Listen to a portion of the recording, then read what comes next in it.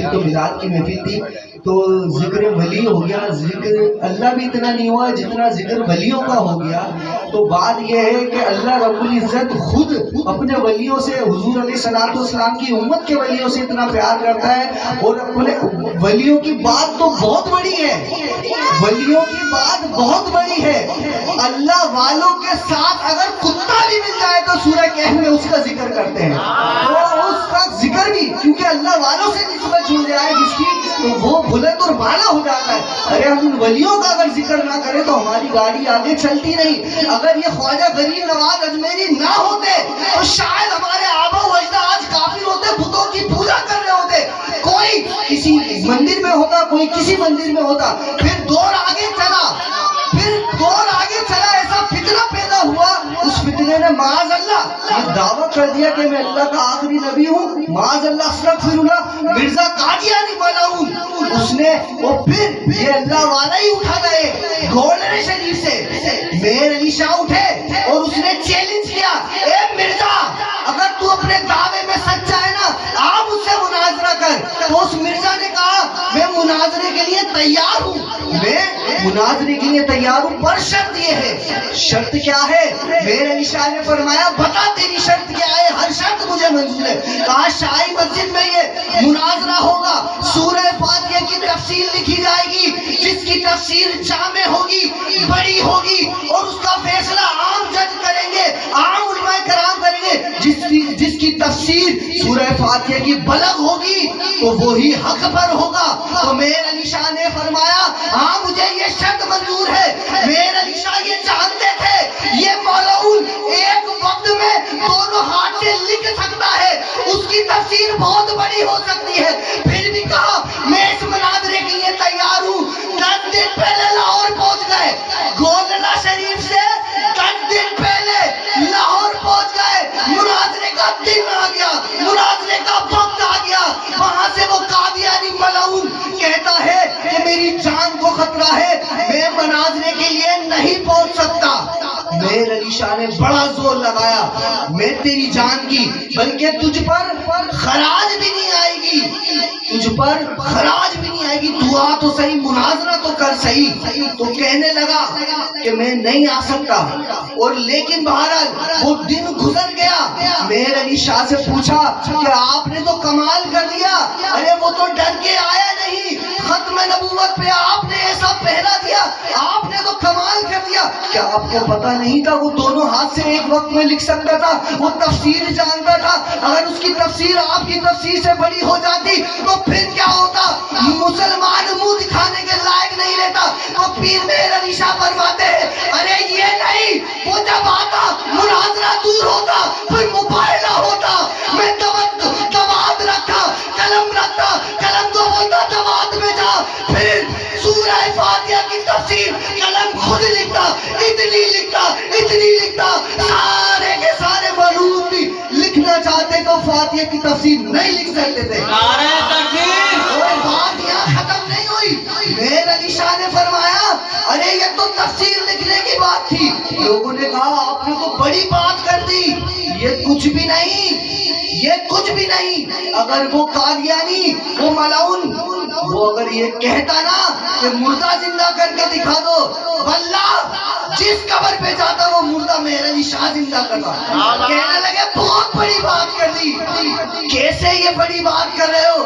ارے یہ بات میری ہے ہی نہیں، حضور نے دیدار کرا دیا تھا میر علی شاہ، ختم نبوت پہ پھیلا دینے جا رہا ہے، جو تو بولے گا وہ ہوگا، جو تو کہے گا وہ ہو کر رہے گا۔ بولو تاجدار ختم نبوت زندہ باد، زندہ باد! یہ ہمارے ان ولیوں کا ہی کمال ہے، ورنہ آج کے بچوں کو پتہ نہیں ہوگا یہ ہوتی کیا چیز ہے، قادیانیت ہوتی کیا چیز ہے۔ کیوں؟ مسلمان میں اور قادیانوں میں کوئی فرق نہیں، ان کی بھی وہ مسجد ہوتی تھی۔ یہ تو قربان جائے نورانی میاں شاہ صاحب کے، وہ احمد میاں نورانی صاحب کے، وہ اسمبلی میں گئے، ہمارے بچوں کا ہمارا ایمان حفاظت میں لے لیا کہ انہوں نے ایسا پہرا دیا ختم نبوت پہ، بتا دیا یہ قادیانی کافر ہے، یہ مسجد بنا نہیں سکتے، یہ اپنی تبلیغ کر نہیں سکتے۔ ان ولیوں کا تو ہم پر احسان ہے تو ہم ان ولیوں کا ذکر کریں کیوں نہ. تو ہم ان ولیوں کے سردار کا ذکر, میری خواہش کہ میں مبشر ہوں. اصل میں یہ بچہ بھی نعت پڑھنے کے لیے آیا, میں نے اس سے بہت معذرت کری. میں نے بولا بھائی میں آپ کو نعت پڑھنے نہیں دوں گا, یہاں بہت دیر ہو چکی ہے. میں نے ان سب سے بھی کہا مختصر سی نعت پڑھے. کیوں؟ ہم پتہ ہے دنیا دار ہو چکے ہیں, اس قدر دنیا دار ہو چکے ہیں. ابھی یہ پروگرام خدا نہ خاصا کوئی اپنے دل پہ نہ لے, یہ اسپیکر کی ذریعے آواز آ رہی ہے, مسلمانوں کے دل میں جائے گی. اور کبھی کبھی ایسا ہوتا ہے ایک دل پر چوٹ لگتی ہے, حالات بدل جاتے ہیں. فضیل بن عیاض وقت کا بہت بڑا ڈاکو, نام سے لوگ کانپتے تھے. اتنے ڈاکے ڈالے کہ وہ پورے عجم سے لے کے عرب تک مشہور ہو گیا. لیکن کمال کیا ہوا, ایک رات جب وہ ڈاکہ ڈالنے کے لیے چلے گئے, گھر میں کھدے ہی تھے کہ وہاں قرآن کی تلاوت ہو رہی تھی. کیا وہ وقت نہیں آیا کہ اللہ سے ڈرا جائے؟ اور جو اللہ کے سامنے ڈرنے سے, کھڑا ہونے سے ڈرا, اس کے لیے 2 جنتیں ہیں. یہ سن کر کیونکہ آپ عربی جانتے تھے, دل پر اثر ہو گیا. ایک لمحے کی بات ہوئی کہ کیا وہ وقت نہیں آیا کہ اللہ سے ڈرا جائے. اور دوسری آیت جب انہوں نے سنی کہ جو اللہ کی بارگاہ میں کھڑا ہونے سے ڈرا, اس کے لیے 2 جنتیں ہیں. تو وہ دل میں خیال کرنے لگے میں اللہ کا سامنا کیسے کروں گا, میں نے تو اتنے ڈاکے ڈالے, آج لوگ میرے نام سے ڈرتے ہیں. دل پہ اثر ہوا, سچی توبہ کر لی. اب توبہ تو کر لی, جتنا مال تھا لوگوں کو لٹاتے گئے, پر ایک کا مال لٹا نہ سکے. اس کے پاس چلے گئے, وہ یہودی تھا. یہودی سے عرض کی, مجھے پہچانا؟ ہاں تو فضیل ہے, تجھے کیسے بھول سکتا ہوں, تو نے میری ساری جمع پونجی لوٹ لی تھی, میں تجھے جانتا ہوں. کہا مجھے معاف کر دے, تجھے تیرے خدا کا واسطہ معاف کر دے. معاف نہیں کروں گا. کیوں نہیں کرے گا معاف؟ تو نے میرا بڑا دل دکھایا. جا.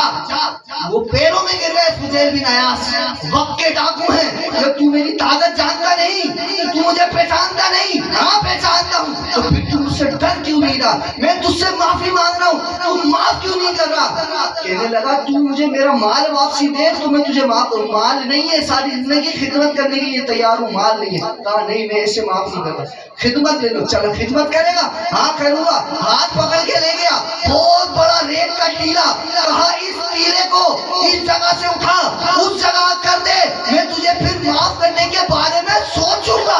ابھی سوچ نہیں رہا. اچھا بھائی, اب وہ ٹیلا دیکھا, اگر آپ جیسا میرے جیسا کوئی ہوتا تو زندگی گزر جائے گی, ٹیلا ادھر سے ادھر نہیں ہوگا. لیکن اللہ کی کرنی تھی ایسی, ہوا کا زور چلا, طوفان چلا, راتوں رات وہ اڑ کر وہاں چلا گیا ٹیلا. صبح دستک دی کہ وہ ٹیلا آگے چلا گیا. حیران پریشان یہودی کہنے لگا یہ کیسے ہو سکتا ہے؟ پھر گیا, دیکھا واقعی میں ٹیلا تو ادھر سے ادھر ہو چکا. بولے کیا بات ہے؟ کہا فضیل ایک بات اور ہے, میرے تکیے کے نیچے جا, کچھ سامان رکھا ہے وہ بھاگ کو لے کر آ. وہ تکیے کے نیچے ہاتھ ڈالا, سامان فضیل بن عیاض نے اٹھایا, اس یہودی کے ہاتھ میں رکھا, وہ تھیلی کھولی, اس میں سونا تھا. کہا فضیل معاف کرنا تو ایک طرف, مجھے کلمہ پڑھا کے مسلمان کر دو. ہوا کیا؟ کہا میں نے اپنی کتاب میں پڑھا تھا جس کی توبہ سچی ہوتی ہے اور قبول ہوتی ہے, وہ مٹی کو بھی ہاتھ ڈالتا ہے تو سونا بن جاتا ہے. میں نے رات کو مٹی تکی کے نیچے رکھی تھی, آج وہ تیرے ہاتھوں سے سونا بن چکی ہے. کلمہ پڑھ کے وہ مسلمان ہو گیا. ایک لمحے میں تقدیر بدل سکتی ہے. اس وقت بھی جو بیٹھا ہے, یہ شعبان کا مہینہ ہے, 15 شعبان آنے والی ہے. سچے دل سے کوئی اگر توبہ کر لیتا ہے, کوئی نعت سن کے, کوئی منقبت سن کے, کوئی بیان سن کے دل پہ چوٹ لگتی ہے, اور بیٹا باپ کی جدائی کو یاد کر کے, وہ باپ کل تک ہمارے ساتھ تھا, آج ہمارے ساتھ نہیں ہے, آج اس کے لیے محفل سجائی گئی ہے, کل ہم ہوں گے یا نہ ہوں گے پتہ نہیں. ہماری محفل کوئی سجائے گا بھی یا نہیں سجائے گا, ہمارا کیا بنے گا؟ دل پہ چوٹ لگ جاتی ہے, دنیا بدل جاتی ہے. لیکن یہی پروگرام مائیوں کا ہوتا, ڈانس کا ہوتا, یا کوئی مہندی ہوتی, آپ کو بلانا نہیں پڑتا, جگہ ہی نہیں ہوتی. پھر اعتراض کرنے والا یہ بھی کرے گا, یار یہ تو گلی روک دی, حقوق العباد ہی تباہ و برباد کر دیے. اعلیٰ حضرت کے ماننے والے ہو کر یہ بات کہہ رہے ہو کہ تم نے راستہ روک دیا, گلی روک دی, لوگوں کی نیند خراب کر دی. ارے امام نے کہہ نہیں دیا تھا زمین و زمان تمہارے لیے, مکی و مکہ تمہارے لیے, ہم آئے یہاں تمہارے لیے, اٹھے بھی وہاں تمہارے لیے. ارے جب سب ان کا ہے تو گلی تمہاری کیسے ہوئی؟